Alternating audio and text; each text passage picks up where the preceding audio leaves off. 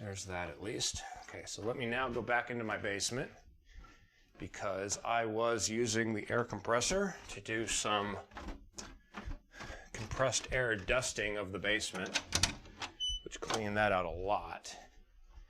But I need the air compressor thing up in the garage now. There we go.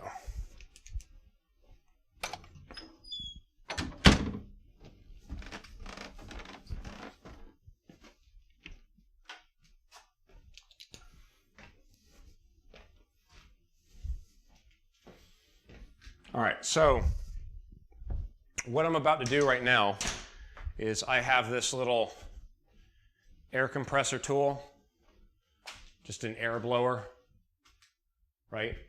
This thing.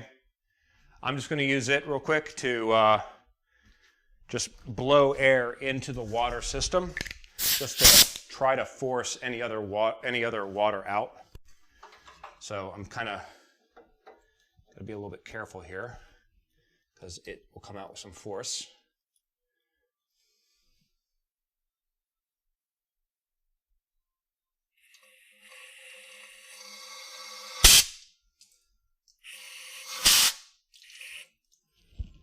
And it is coming out the wrong hose. Of course it would come out the lowest point. It'll be over there. So let's do that then.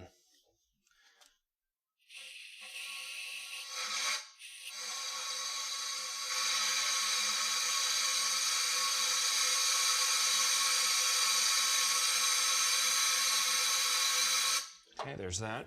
Let's go to the other hose.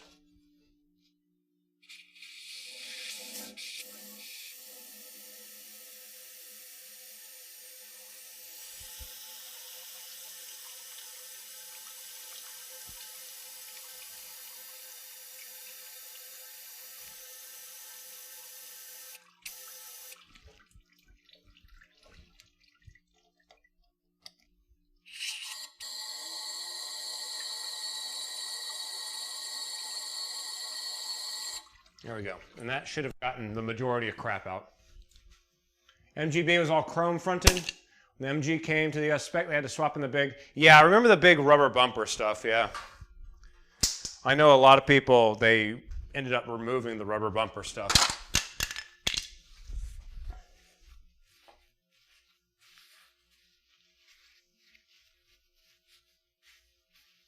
Lance, I know, I don't like the spiders creeping up on me when I'm working on my car. This is a spider-free zone here. All right, so we should be relatively good with water. The water should be as much out of the system as possible, so I shouldn't have as many drips now. So now let me move this again one more time. Get it out of the way of the condenser there. So there we go. Shouldn't have to deal with any more antifreeze problems. All right. So now, yeah, we're now at the point where we are removing these covers that go on to the outside. But to get to everything, you gotta get all these other water lines out of the way.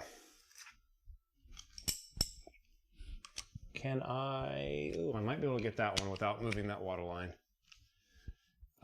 Yeah, you don't need to have that water line to do the timing belt though too. Good.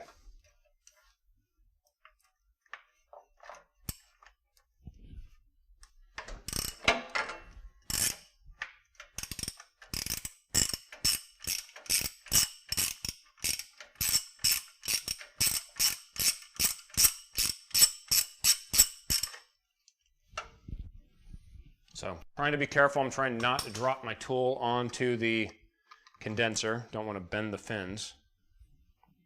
So, here I have the 4 bolts that hold that cover on. Right? So, 4 bolts. 2 there, 2 there. And now, that first cover can come off. Be aware that it does have these little rubber seals that kind of jam in this edge, and they always deform. You can see how messed up this one is.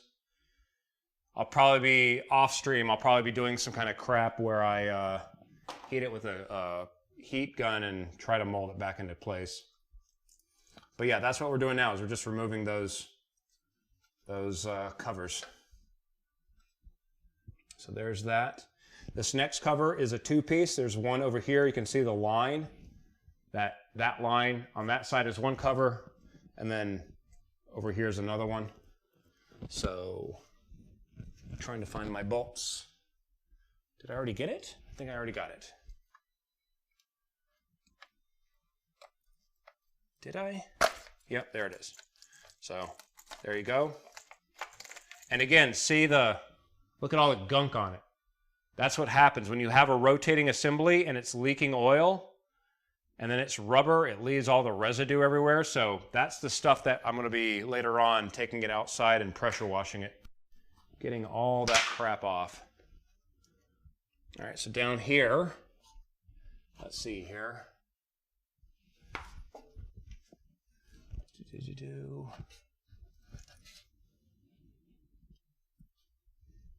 Yeah, it's nasty.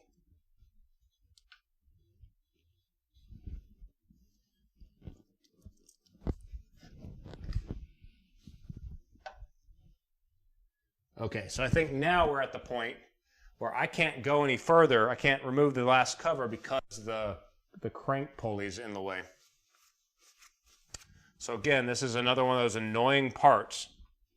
For this part, if you do not have air tools, you need to put the car into gear, make sure the handbrake is locked, because the handbrake through the transmission is going to be holding your engine from turning, right?